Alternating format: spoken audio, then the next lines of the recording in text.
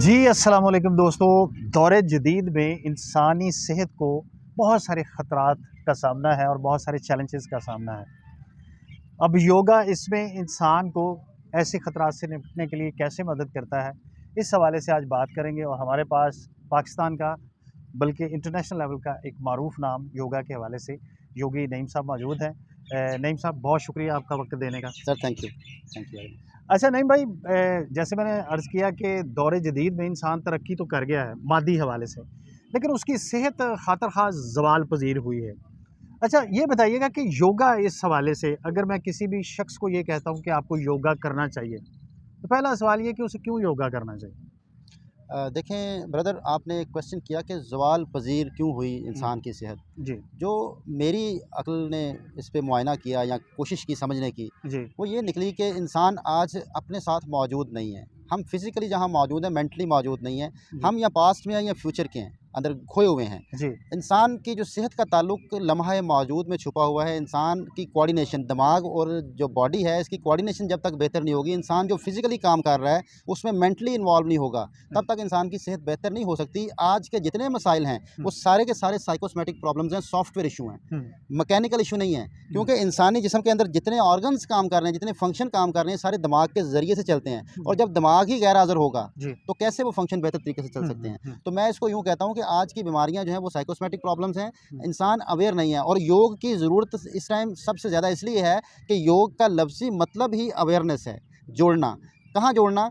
हर लम्हे के साथ अपने आप को जोड़ के रखना, हर लम्हे के साथ आगे बढ़ना। जी, ठहरना मतलब नहीं है। लोग हुँ, अक्सर इसको ट्रांसलेट करते हैं कि योग का मतलब है जोड़ना, जुड़ जाना, रुक जाना या ठहर जाना। इसका ये मतलब नहीं है। योग का लफ्ज़ी मतलब ये है कि लम्हे के साथ जुड़ जाना। हुँ, तो लम्हा लम्हा ब लम्हा लाइफ़ आगे की तरफ जा रही है। आपने हर लम्हे के साथ आगे बढ़ते जाना है, ठहरना नहीं है। आपने दिमाग को रोकना तो इंसानी मौत है। हुँ, दिमाग को चलाना इंसान की ज़िंदगी है। अगर दिमाग ठहर गया, दिमाग रुक गया, तो ये सेहत की अलामत नहीं है। इसको बीमारी कहेंगे, पैरालाइज़ कहेंगे। हुँ, तो आज के इंसान जो हैं वो मेंटली पैरालाइज़ हो चुके हैं, चीज़ों में खो गए हैं, ठहर गए हैं ना, हुँ, जो हुँ, हम ठहरने की बात कर रहे हैं। जी, जी, जो पास्ट में ठहर गए हैं वो डिप्रेशन का शिकार हैं, जो हुँ, फ्यूचर में ठहर गए हैं वो एंग्ज़ायटी का शिकार हैं। हुँ, जो पास्ट में रहते हैं लोग, उनके सेंसरी नर्व ज़्यादा एक्टिव हो जाते हैं, वो सेंस ज़्यादा करते हैं जी, जी, चीज़ों हुँ, को, हुँ, हुँ, और अपने जिस्म को सेंस नहीं कर पाते। हुँ, उनकी सेंस एक एक्टिव होती है जो दिमाग आपका ऑर्डर ले रहा होता है, जी, जी, तो उस इसलिए फिर बॉडी से निकला होता है। तो जी, सेंसरी नर्व्स के ऊपर प्रेशर होता है, जिसकी वजह से वो बज़ाहिर उनकी फिज़िकली सेंस ख़त्म हो जाती है। जी, जी, और जो एंग्ज़ायटी का शिकार होते हैं, हुँ, उस टाइम दिमाग जो है वो ऑर्डर देने की पोज़ीशन में होता है। फ्यूचर है ना, जी, तो जी, ये करना है, ये करना है। तो जब भी दिमाग ऑर्डर की पोज़ीशन में होगा तो आपके मोटर नर्व्स में हलचल आ जाएगी। हुँ, हुँ, तो फिर आप अनकॉन्शियसली हरकत करेंगे।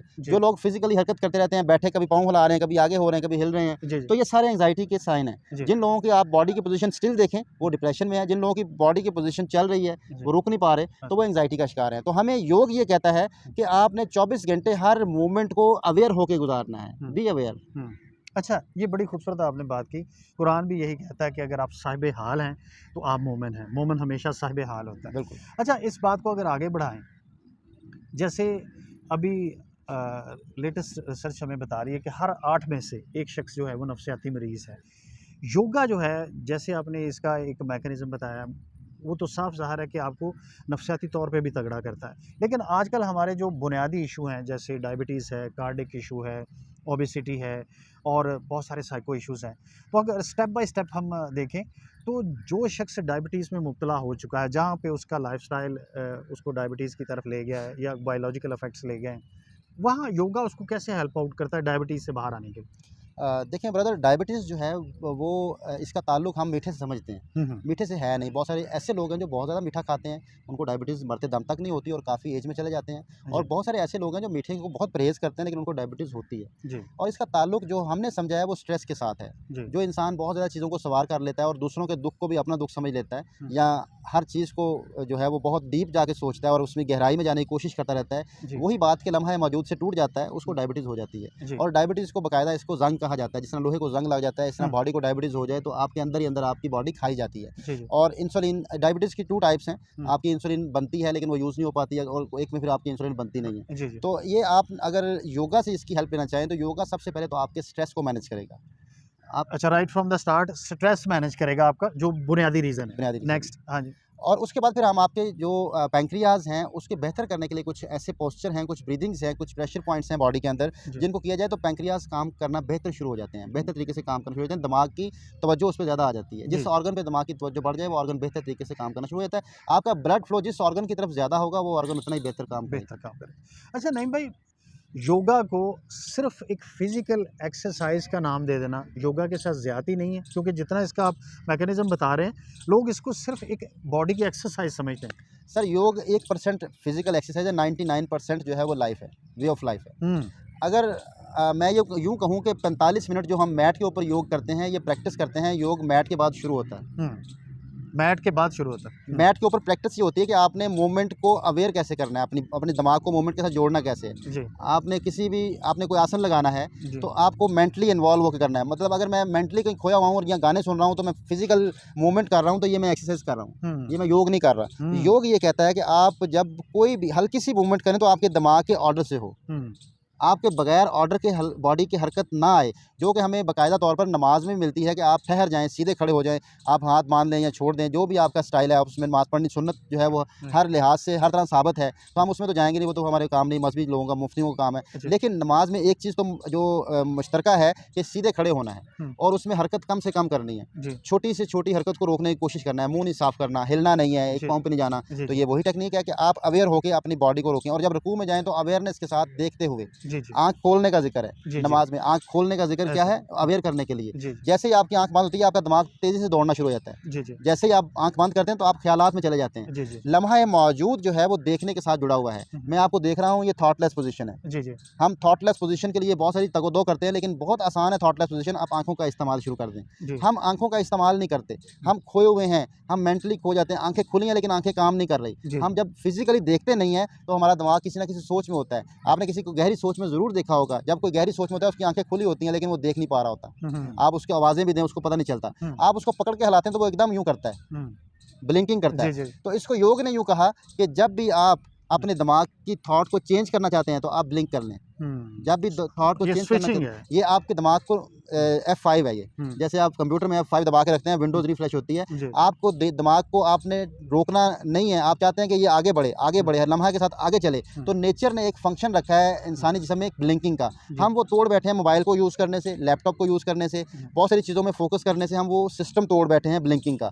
और जब ब्लिंक नहीं करते तो उससे आई साइट का भी प्रॉब्लम आता है। जब ब्लिंक नहीं करते, जो मेडिकल ये कहता है कि जब आप ब्लिंक करते हैं तो आपका जो पानी है वो आंख में आता है। ये एक पंप का काम करता है। जितनी दफ़ा आप ब्लिंक करते हैं आपके आंख तर होती है। अगर आप ब्लिंक नहीं करते तो आपकी आंखों में पानी की कमी होती है, फिर आपको आर्टिफिशियल आंसू लेना पड़ता है। आपकी आंखों में जलन होती है, आपकी आंखें जो है वो बाकायदा इसके ड्राई हो जाती हैं। तो ये एक हमने एक अगर सिर्फ ब्लिंकिंग को एक्टिव कर लें नेचुरल वे में, तेज़ नहीं करनी, नेचुरल वे में ब्लिंक करें और अपने लम्हा मौजूद के साथ जुड़ें, तो ये भी डायबिटीज़ से निकालने का एक ज़रिया है, बेहतरीन ज़रिया है। क्योंकि आप स्ट्रेस से निकल आएंगे, आप रिलैक्स हो जाएंगे। आप मेंटली, आप जिन दिनों में जो पेशेंट शुगर के होते हैं, जब ज़्यादा उनके स्ट्रेस होता है तो उन दिनों में उनकी शुगर मैनेज नहीं हो पाती, चाहे वो इंसुलिन लगाते भी हैं, चाहे कुछ भी करते हैं, उनको टैबलेट भी असर नहीं करती, इंसुलिन असर नहीं करती। और जिन दिनों में वो बड़े रिलैक्स होते हैं, उनको कोई आप खुशी का कोई लम्हा हो, किसी में आप ले जाएँ, कोई ऐसी खुशखबरी सुना दें तो नॉर्मल हो जाती है शुगर उनकी। नॉर्मल हो जाती है। अच्छा, काजी वसीम अब्दुल्ला साहब हमारे साथ बैठे हैं, 84 years old, super fit man. अच्छा, इन्होंने अभी जैसे जिक्र किया कि यहाँ पे बहुत सारे क्लब्स हैं जो आपसे 5000 रजिस्ट्रेशन फ़ीस लेते हैं, 2000 पर मंथ लेते हैं, फिर आपको थोड़ी बहुत इस हवाले से एक्सरसाइज 5000 मंथली लेते हैं। 5000 मंथली लेते हैं, अच्छी वाली फ़ीस है। अच्छा, आप फैसलाबाद में कम से कम, जहाँ तक मेरा इल्म है, साल हर साल से ये प्रैक्टिस करवा रहे हैं और माशाल्लाह से साहिब किताब भी हैं। अच्छा, लोग जितने आने चाहिए योगा की तरफ, ये कौन सा ऐसा बैरियर है जो उनको रोकता है, लोग योगा की तरफ नहीं आ रहे? एक ही बैरियर है, हम क्योंकि अल्हम्दुलिल्लाह मुसलमान हैं, अल्लाह का बड़ा शुक्र है, हम इस पे शुक्र अदा करते हैं। हमने एक बैरियर लगा लिया कि शायद ये कोई मज़हब है। हमने ये सोच लिया, हमें बता दिया गया कि ये कोई मज़हब है। हमने पढ़ा नहीं, क्योंकि इसको फैलाने वाले हिंदू हैं, तो हमने इसको हिंदुइज़्म समझ लिया। फिर हमारी जो है वो हिंदुओं के साथ एक वैसे ही दुश्मनी इंडिया की वजह से है कि हमारी सरहद पे उन्होंने जो जुल्म किया है कश्मीरियों पे, हम अपने कश्मीरी भाइयों के जुल्म के ऊपर हम इस पर कॉम्प्रोमाइज़ नहीं करते। हम कहते हैं शायद ये इंडिया का कोई आर्ट है और इंडिया से इसकी शुरुआत है, हालांकि ये सब बिल्कुल नहीं है। अगर आप इसकी डिटेल्स पढ़ें, हिस्ट्री पढ़ें, तो इंडस सिविलाइजेशन जी, जी। जो कि मोहनजोदाड़ो भी है, टेक्सला भी है और स्वात में गंधारा तहज़ीब भी है। जी, जी। ये सारी जो है तिब्बत तक ये इंडस सिविलाइजेशन है जी, और योग की सबसे बड़ी पहचान जो है वो संस्कृत ज़ुबान है। जी। योग सारे का सारा संस्कृत ज़ुबान में है और सबसे पुरानी ज़ुबान संस्कृत की सिंध है। हुँ। सिंध की पुरानी ज़ुबान संस्कृत है। जी, सिंध में संस्कृत बोली जाती थी।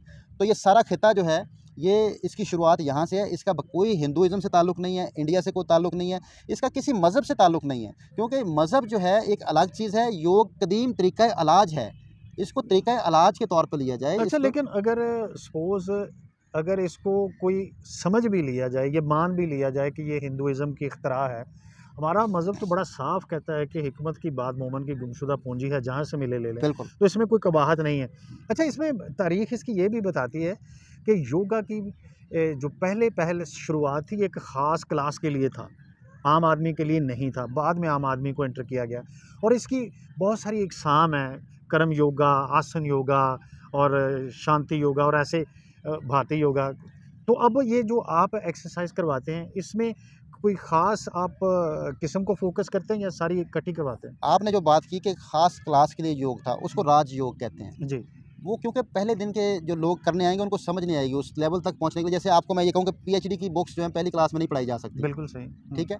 तो वो राजयोग के लिए आपके दिमाग का लेवल उस लेवल पे होना चाहिए। ज्ञानी आप कितने हैं, आपकी हुँ, कंसंट्रेशन कितनी है, आप चीज़ों को अवेयर कितने रहते हैं आप चीज़ों से, हुँ, वो फिर राजयोग फिर होता है। लेकिन हुँ, जो मैं योग करवा रहा हूँ इसको हमने जो है वो मॉडर्न योग का नाम दिया है। अच्छा। हमने क्या किया है कि हमने अष्टांगा योग, हाँ, हाथा योग हाँ, और जितने योग बाकी कर्मा योग है, आपके जो भक्ति योग है, हाँ जी, राजयोग है, इसका मिक्सचर मैंने इसका जो है वो बना के एक मॉडर्न योग के तौर पर मैंने इंट्रोड्यूस कराया है और अल्हम्दुलिल्लाह मैं इसका फाउंडर हूँ मॉडर्न योग का। जी, जी, और इसके जदीद योग के ऊपर किताब भी एक बाकायदा आ चुकी है। आपकी। हाँ जी, और अभी ये पहली है, इसके बाद अब दूसरी, तीसरी इंशाल्लाह। ये मॉडर्न योग जो है ये एक दुनिया में ऐसा ही होगा कि जैसे आज की जो दौर की दुनिया है, इसके लिए जो है वो बहुत शॉर्ट वे में और जितना मसरूफ़ तरीन इंसान है, उसने ऑफ़िस में कैसे अपने आप को योग के साथ रखना है, उसने घर में बैठे अगर वो नीचे ज़मीन पे नहीं बैठ सकता, चेयर पे बैठ के कैसे कर सकता है, उसने ट्रीटमेंट करना है तो उसको आपको बाकायदा क्लिनिकल योग भी हमने इसमें ऐड कर दिया है कि बगैर किसी मेडिसिन के, बगैर किसी थेरेपी के आपने कैसे अपने आप को सुपर फिट करना है, आपने अपनी डिजीज़ के साथ लड़ना है, तो उसके लिए मॉडर्न योग के अंदर सारी चीज़ें थेरेपीज़ डाल दी गई। तो ये हम जो करवा रहे हैं ये मॉडर्न योग है। अच्छा, ये मॉडर्न योग।